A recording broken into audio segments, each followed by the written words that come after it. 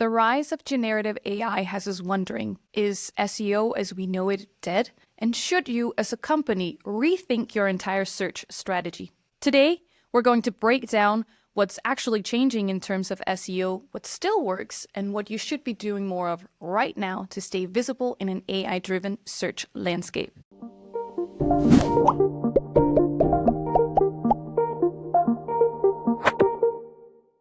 Welcome to Connecting the Dots, a podcast by Precis. This podcast is a place where we look into the latest marketing trends with expert perspectives and practical tips. So if you are a marketeer out there and looking for some clarity in the chaos, we're here to help you connect the dots. To talk about the future of search, I'm joined today by Kristina Bergwall, SEO lead at Precis. Kristina has worked more than 13 years in SEO, 10 of those in the UK, and has led multiple teams working with both B2B and B2C strategies. And as our esteemed guest for the pilot episode of the podcast, we have Lucy Parrott, Head of Growth at Bannerflow. Lucy, you've worked in marketing for 12 years, I believe, and you currently lead an 8-person marketing team where you oversee earned, owned, paid media, product marketing, and growth strategies for Bannerflow. Thank you both for joining me today. What an incredible cast for the first episode. I'm Simone Engbo, Hansen, Global Content Lead at Precis. We're a global marketing agency specializing in creative solutions, media, data and analytics, and of course,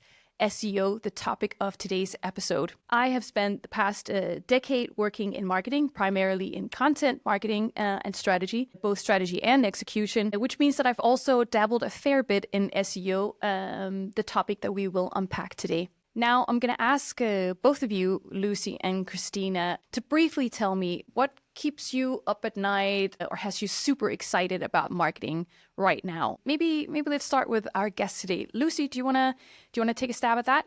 Thanks for having me.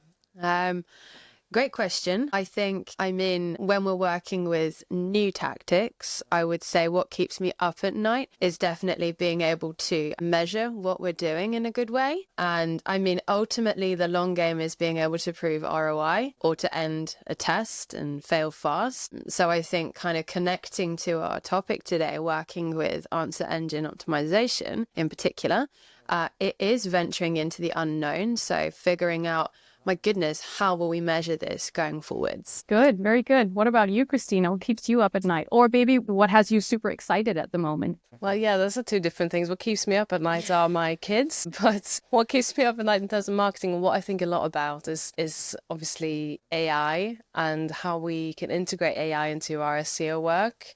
In a way that makes us more efficient, but doesn't take away any of the value, the expertise and the experience that our consultants have, but rather adding more value to our clients. That's what I spend a lot of time thinking about. But then actually, I think that's a nice segue into maybe asking Lucy what's happening at Bannerflow, because one thing is what's happening for you as a head of growth, but what about Bannerflow? When we talk about answer engine optimization as a topic, is that something you see as a problem right now, a challenge that you're having, or is it maybe more of an opportunity? How do you view this topic for the whole company? Interesting question.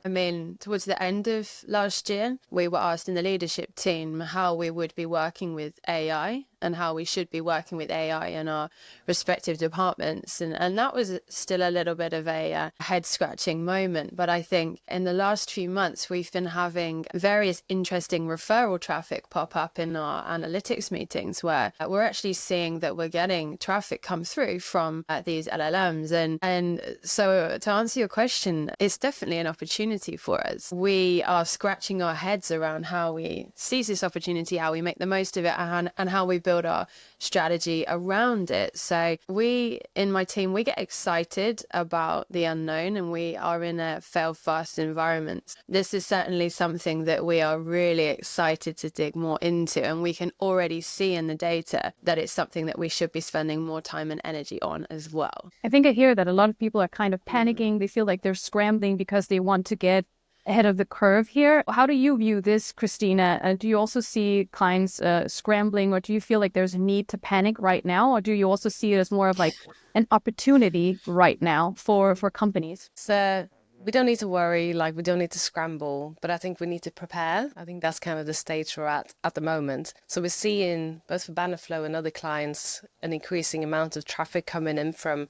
ChatGPT, Perplexity, and all the kind of AI search engines. So we need to kind of be on top of this. And what we're going to talk about today of, how do we need to change our strategy to make sure that we are prepared for when this traffic is inevitably are going to increase to our clients. And we're already seeing conversions as well for Bannerflow, like ChatGPT, for example. So it is happening.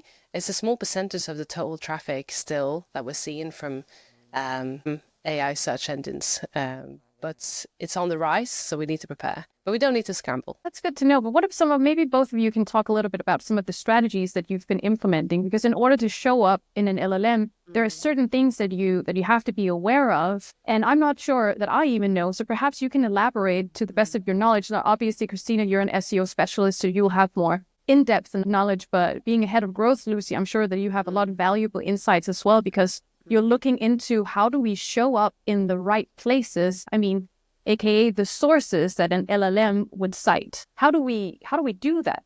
Maybe I can kick off and you can add some extra for sure. But I'm going to address the elephant in the room, first of all, in that we're right at the start of getting stuck in here, right? I mean, this feels a bit like a black box. I'm sure you have way more insights here as to what the future looks like. But certainly from my perspective, we are just trying to understand how it should differ from our existing strategy. I mean, we're in a fortunate position where we have an SEO strategy. We have a way of working when it comes to technical SEO and content-led SEO and how to go after search terms. So we're maybe in a fortunate position with regard to that. But what I would say is that we are just sort of leveraging that with this AEO in mind to continue to create natural content, natural experiences, but we're also starting to play around with how we work with these LLMs to challenge them and have a conversation around, all right, this is the content we're thinking of uploading. How could we help this piece rank higher? Or telling it that this is a consideration piece. What are we missing to help you serve this to your audiences? And we're actually having a really good, I guess to be a bit Swedish here, bollplank discussion with ChatGPT and others, where they're helping us to refine content for those audiences in a good way. So what I would say is that we are working with what we have, the strategy that we have already, and refining it and being a bit agile, learning on the go as to how we can increase those and develop those experiences for audiences in a good way for our B2B audiences. Now, just talked about sort of what is the natural content experience. Maybe Kristina, maybe you can elaborate on that. What is a natural or the organic content experience that we're trying to make work for LLMs as well? Yeah, well, the thing is that it's a bit different how people use Google and how people are using AI search engines. Good point. We're using... It's obviously conversational search rather in the likes of ChatGPT. We all probably, if we're using it, we're probably using it for like getting some advice or getting some kind of help me figure something out or do the outline of something, rather than being maybe a transactional search or that would put into Google. So the research that we've seen so far is obviously people using AI search engines for more research topics rather than being transactional. So that's when we're talking about natural content or content that resonates with our audiences. We have to think about, we obviously want to create content that performs well from an SEO point of view, but we also need to start thinking about, do we want this content to perform well in LLMs? Maybe we need to think about restructuring it slightly. Yeah, and when you say restructuring, I mean, when you say conversational, that makes me think of like the content that I did 4 or 5 years ago, where everything was phrased as a question, because those were the long tail keywords that people will search for. How to do a specific strategy or X ways to do. It was how are we answering the questions that people will search for. But obviously Google, but LLMs are trained on the data that's already out there. So how are these things related? And what do we mean when we say conversational tone? How can we restructure the content so it's more conversational? Do you both have opinions on this? What about you, Lucy? Is that something that you're also considering for content pieces that you're putting out? Yeah, I mean, it's an interesting one. I don't think I've ever separated the two in my mind, to be honest, having worked in this game for a little while. I think I've been schooled in that kind of more white hat environment where you should be writing human content. Don't write it like a robot, write it to answer the question and to take that visitor on a journey. Obviously, depending on where they are in the funnel, that might change. Just on kind of both of your points, I mean, some of the early data we've seen is firstly that users are spending over 4 minutes on pages. So really taking the time, and I'm talking average session duration here. They're spending the time to read that content, but it is the content that I'd previously maybe discarded in the last few years. Let's move away from trend content. Let's move away from the what is a how do I kind of content, that answer the public sort of content, and let's get a bit deeper into these subject matter areas. We're seeing that these pieces are working really, really well, especially on ChatGPT.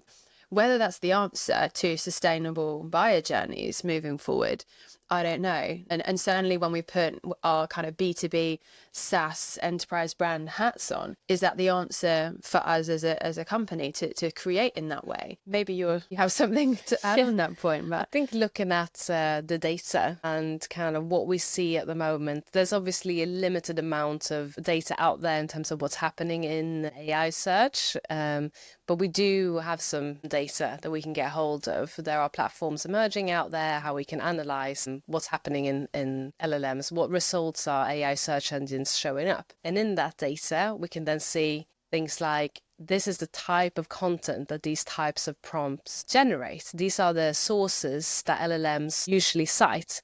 And we know that there's been loads of studies of some of them show clearly mirror the search results in Bing and some of Google and whatnot. There are themes here that we can take data from and see what type of content in this specific niche area, if it's B2B, like what kind of websites does LLMs reference. And then when we have that data, we then can go away and look at what is the type of content that LLMs like to cite. What's the structure of that content? How is it made up? What's the information in there that makes it relevant for LLMs? So LLMs think it's relevant for this prompt, for this answer. So that's when we can get a lot of data. So that's what we're looking at a lot at the moment to shape our strategies. And in terms of like the natural content, yeah, we want to answer the questions. We want to be informative, but we also want to make sure that we scale the content and go a bit maybe broader than we thought about before.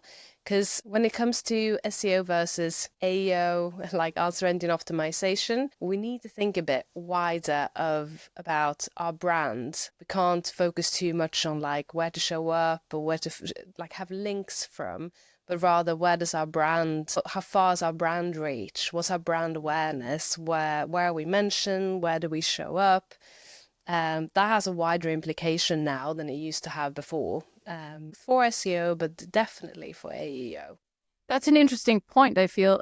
Where do we show up and how do we show up? Because to me, I think this is also something we discussed in our briefing sessions. It sounds like PR. It sounds like, the digital footprint. And it's something both of you have also touched upon, that SEO, that's also something that we started. Is traditional SEO dead, or how's it evolved? Is SEO evolving into a different kind of discipline? What do you see happening in your team, Lucy? No, but it's interesting. What I would say from my perspective is that it's not dead. I'd say that this kind of dead thing makes me smile. I've been banging the email is not dead drum for a few years as well. But I think it's a real opportunity to leverage on and work with what we do know about how to do really good SEO and how to measure that and how to measure success. But it's an opportunity to learn more about how visitors are searching now and in the future. And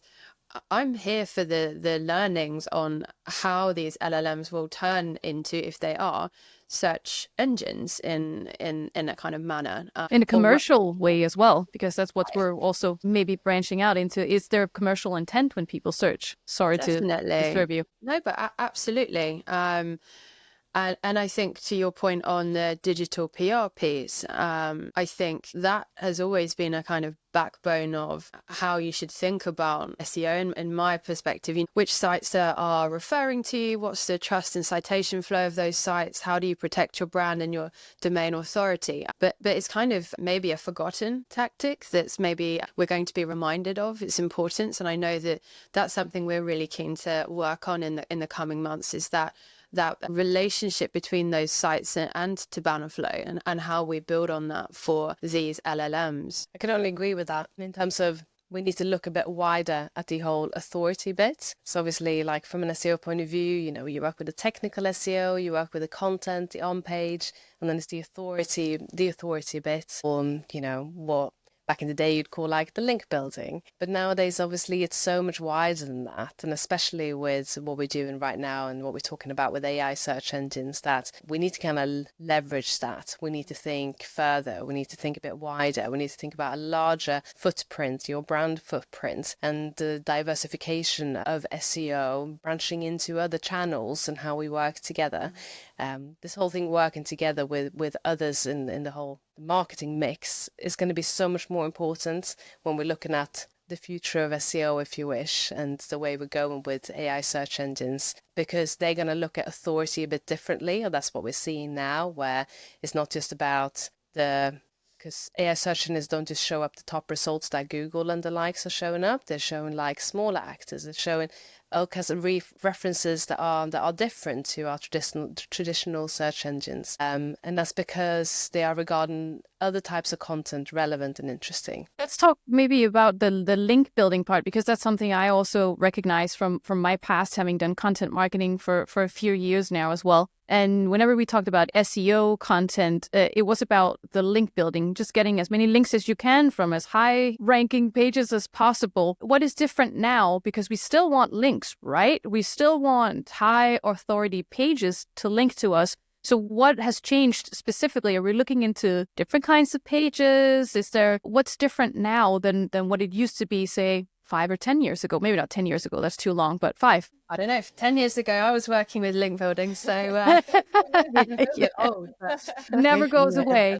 But I think maybe we need to take a step back, looking at a little bit of a wider picture, not just stare ourselves blind at these links. Links are great. It's a way to, you need links, right? We all know that. But we also need to look at how AI search engines and the other search engines, Google and Bing and others, how they are evaluating authority nowadays. And I've seen cases where you do kind of the old school link building. You can even build like a really high domain authority or domain rating, but you're not seeing the effects of SEO. You're not getting the traffic. You're not getting the traction because it doesn't say anything. Yeah, you got these links from other sites, but your brand is still, not a lot of people are talking about your brand naturally, and not a lot of other people know about you, and you don't have that much content on your website. So that it doesn't matter anymore. You need to think about it more in a PR sense, right? You need to think about, where does your brand show up? Is it relevant? Like who is your target audience? Where do they hang out? So where do you want to be known for and show up? Yeah, that's a really good point. Being more aware of where your audience is, because where your audience is where you're going to get the more credibility. But how do we find out? I mean, one thing is like we used to work a lot with, personas. If we think we know our audience so well, but how do we actually find out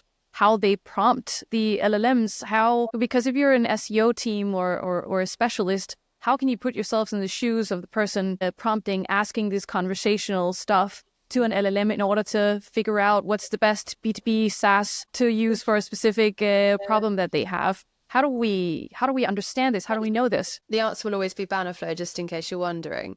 But no, jokes aside, I mean, from my perspective, working in-house in a commercial team, I mean, it's kind of kicking old school a little bit here, where we need to become a bit closer to the sales team, the customer success team, and really pay a lot of attention to the words our customers are using, the keywords they're using when we're having our initial sales dialogues, when we're having these kind of contract renewals, what our customers are caring about, what they're being challenged with by their bosses, how are they making their decisions. That's all a gold mine, I would say, that we're sat on, that we need to pay way more attention to. And I mean, we're working with AI tools in-house actually to record these conversations so that we can analyze this data in a good way for this research. So that's maybe a little hack or a tip for teams out there, that start there. I mean, you could do your own research, but there's nothing better than that raw data, I would say.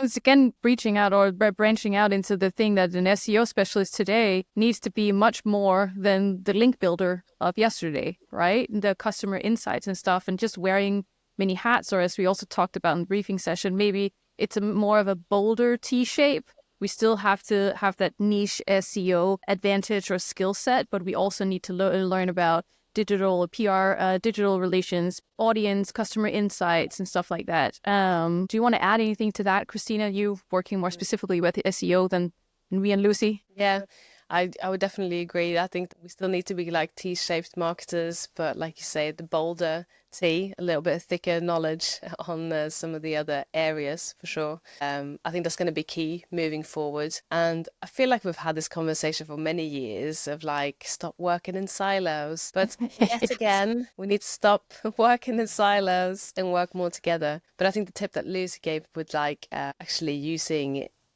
AI to get those customer insights, like a process of getting a hold of what the actual customers need and what they're saying, what their feedback is. It's a great tool. We talked about a little bit that in the briefing session about, maybe customer insights or doing research into what the customers are actually looking for, what they're searching for, what the pain points are, becomes more important going forward. But I do also think that the tools that we have at the moment, where we can't get any insight into what people are actually prompting, but we can see what the results of the prompting is, gives us a clue, right? But it doesn't give us all the answers. But I think going forward, we'll probably be seeing analytics tools where we can get some kind of data, and I think that will be TBC. We'll see. Do we have any tools now that we can use to kind of get more insights on what people are, at least maybe not what they're searching, what their input is, but what is the results of the searches? Do we have any tech tools that we can share as an advice for listeners or people who are watching this?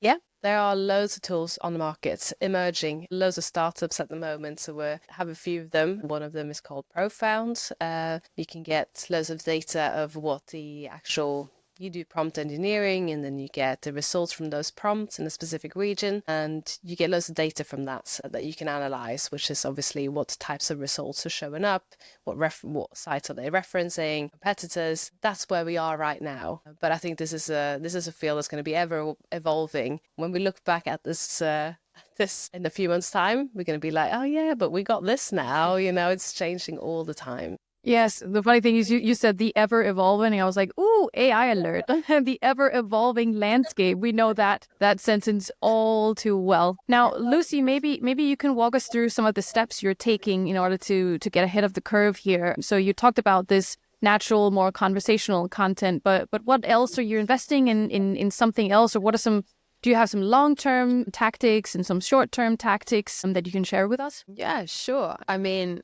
I won't give away the crown jewels, as it were, just in case we have any competitors listening. But no, I'm a big believer in we've got to get the fundamentals right before we start playing with any kind of fancy glittery tactics. So, I mean, kind of touching on the conversation that we've had, really, I mean, we are ensuring that earned, owned and paid are, from a hygiene perspective, working as hard as possible, and that we're really keeping a close eye on the performance across, I mean, it's a very broad umbrella to say owned, earned and paid, but everything involved with that.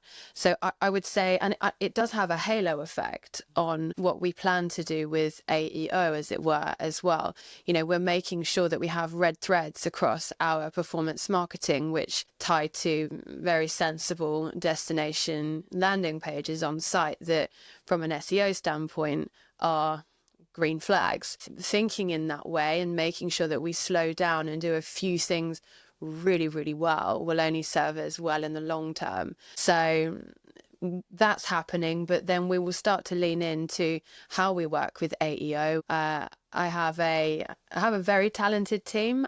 One of my very talented team, she's actually working really hard with training a lot of these LLMs and really testing some of the feedback keywords that we've had and doing her own research on how we bring this strategy to life. So I'd say we're being really proactive and we're jumping on the opportunity that we see in the data. So yeah, it's exciting. I think we've laid a good foundation for getting going. No, I agree. Even just from a content marketing perspective, I have to create content material for Precis, and it's interesting because it's a different way of going about it. I felt like before we just had to do more, and now we have to focus more on the intent or the purpose or the value that comes from specific piece of content. And maybe also because AI-powered search is becoming a research tool for B2B buyers. Maybe that's something we could talk about, because it's a good way if you can offer comparisons or vendor recommendations or more solution-based content, you will get ahead of the competition because that's what's going to show up. Is there anything else that we should be focusing on in order to show up? I think we talked about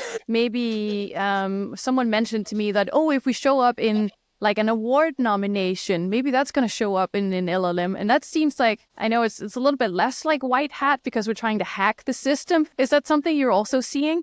Yep. I mean, maybe I can kick off here, but I think if one of my team came to me and pitched me that, I'd be a bit nervous and I'd sort of say, let's sit down and talk about this, unless it fits into your wider strategy to be winning awards and thought leadership in general. I'd say maybe don't try and force a round peg into a square hole, or however you want to phrase that. But I mean, the way I would probably think of it is like, what are we doing that we might see kick into the results? How can we measure what we're doing across various different channels? And that might be awards. I think just putting my B2B, my SaaS hat on for a second, the review site strategy piece is essential. If you're trying to win, you need to be really working with your customers, with G2, with Capterra, with Gartner, with Forrester, to make sure that you're up to date, you're relevant, you're being found, because that is a key tick in the box when it comes to someone making a buyer decision. You know, we're not talking about a $5 pair of socks. You know, this is a big investment. It usually happens by investment committee. So again, I'd go back to your overarching strategy. How are you working with your fundamentals? Get those pieces working in a really good way. And I'm convinced that that will help you with your AEO piece in the long run. But again, I'm hypothesizing a little bit here, but I think it works in the same sort of manner. It's that maybe that could lead me to one of the final things that we can discuss here, which is maybe a speculation for the future. What do we think is going to happen? Since there's money to be made, at some point we're going to see sponsored content show up in LLMs. What does that mean for companies trying to navigate answer engine optimization, or the future of search, if you will? Yeah, I mean, there's a big risk or opportunity, however you want to see it, for these AI search engines to monetize their search results. Absolutely. But I think if we're looking at what we have right now, it is not massive opportunity. It is a big market. Things are going to happen and shift swiftly. It's forecasted that by 2030, the whole AI business is going to be worth like $1.3 trillion. And We'll fact check later. Yeah, we'll fact check that later. But I think that's what it was. And I think by 2028, it's kind of forecasted that 50% of organic traffic is going to decrease because it's going to go to AI search engines instead. Things are forecasted to change relatively quickly. So I think that's what we need to kind of prepare ourselves for. Lucy, any last words on speculations or more hypotheses? Or maybe you just want to give the lay of the land as it is right now. What do you think is the most important thing to focus on? I think it's interesting and exciting with the data that you're talking on here, Kristina. I mean, my first instinct is, how will these budget discussions go for the next coming years? If I need to allocate spend toward a new channel, if I need to allocate spend towards a new resource, could that be in-house? Should it be agency side? What does that sound like? There's a few question marks in a relatively short amount of time that I will need to be in front of. So the budget piece that you touched on, both of you, I think that is very prevalent.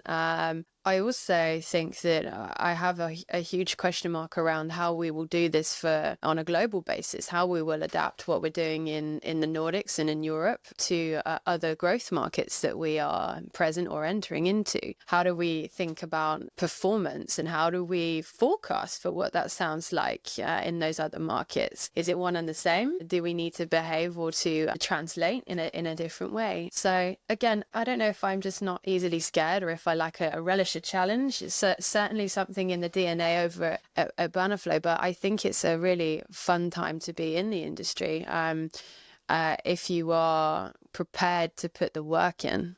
I can only agree.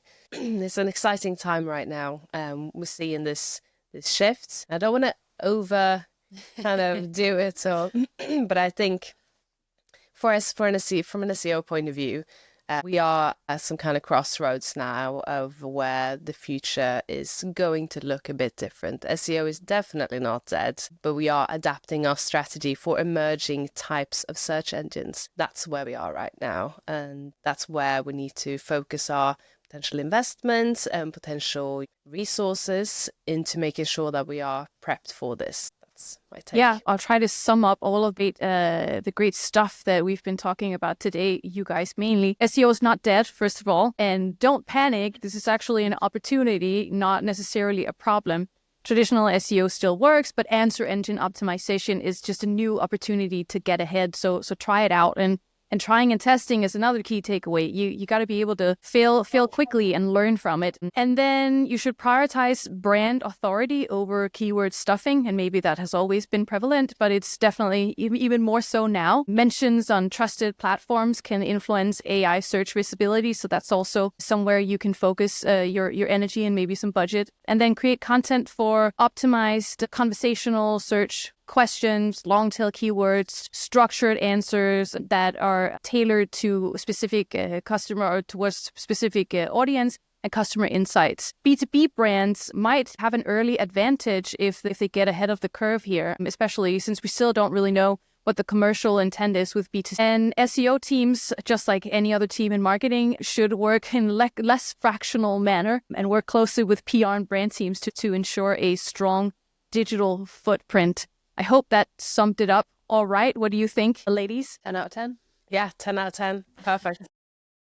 Thank you so much. And thank you so much for joining me. I am Simone Engbo Hansen. I had with me Lucy Parrott from Bannerflow and Christine Bergwall from Precis. This is Connecting the Dots. Bye-bye.